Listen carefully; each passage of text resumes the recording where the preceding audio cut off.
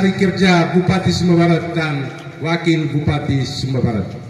Sebuah rangkaian inisiatif yang dirancang untuk segera memberikan dampak nyata bagi masyarakat Sumba Barat yang dijabarkan ke dalam 6 program prioritas, yaitu yang pertama, pembangunan ekonomi berbasis pariwisata yang dilaksanakan melalui 1. Penanaman padi, jagung. Kedua, dalam rangka swasembada pangan. Kegiatan ini bertujuan untuk meningkatkan indeks dengan memanfaatkan lahan yang ada. Yang kedua, pengendalian inflasi melalui gerakan penanaman cabai tomat sebanyak 20 polybag per kakak. Kita di sekolah-sekolah kita sudah jalan Green School. Karena itu program ini tahun ini kita tetap jalan. Bukan hanya polybag, tetapi ada lahan yang kosong kita manfaatkan.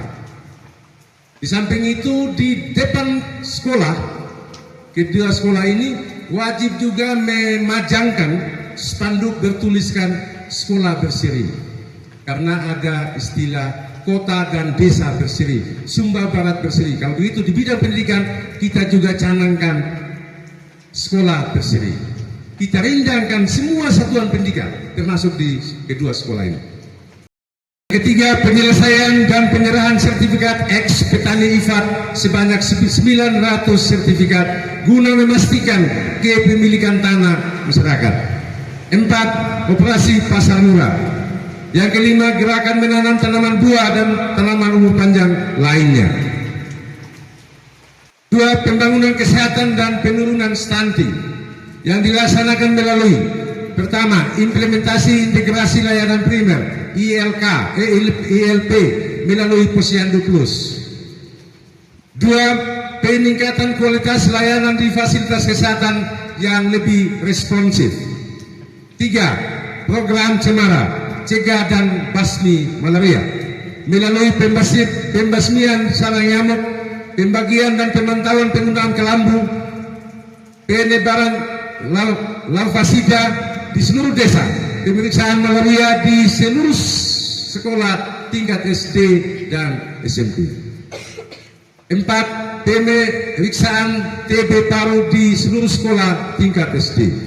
Yang ketiga, pembangunan pendidikan yang dilakukan melalui pertama, percepatan penuntasan literasi numerasi melalui gerakan 15 menit membaca sebelum kegiatan belajar mengajar dimulai. Yang kedua, gong belajar, yaitu gerakan yang mewajibkan seluruh anak sekolah di jam tertentu sore sampai malam, yaitu jam 8 sampai jam 9 untuk belajar di rumah. Karena itu pada kesempatan ini saya tambahkan sedikit sambutan ini. Nanti tolong Bapak Kepala Sekolah mengundang seluruh orang tua bersama komite untuk mensosialisasikan bahwa di jam tertentu di sore hari sampai malam, jam 7 sampai jam 9 malam, anak-anak tidak boleh kemana-mana, wajib membaca di rumah. Karena tidak ada yang pintar tanpa membaca, dan tidak ada yang membaca yang tidak pintar. Jadi wajib. Yang keempat, pemenuhan infrastruktur pelayanan dasar yang dilaksanakan melalui 1. Pembersihan badan jalan dari sedimen dan rumput di jalan Padayeta menuju Wegoro. Kedua, perbaikan span. Yang ketiga, pemeliharaan drainase dalam kota Waikabubak. 5. Reformasi birokrasi dilaksanakan melalui peningkatan disiplin ASN, TKD, dan perangkat desa. Disiplin dimaksud tidak hanya disiplin masuk dan keluar kantor, tetapi juga disiplin dalam melaksanakan tugas.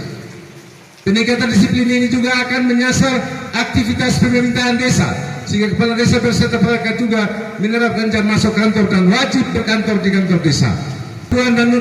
Kemampuan literasi dan numerasi Bapak Ibu guru semua dituntut untuk berinovasi dalam mengembangkan metode pembelajaran lebih efektif dan menarik. Bapak Ibu, kita itu punya banyak sekali guru kurikulum. kita miskin guru kreatif. Selalu saya katakan ini. Kenapa?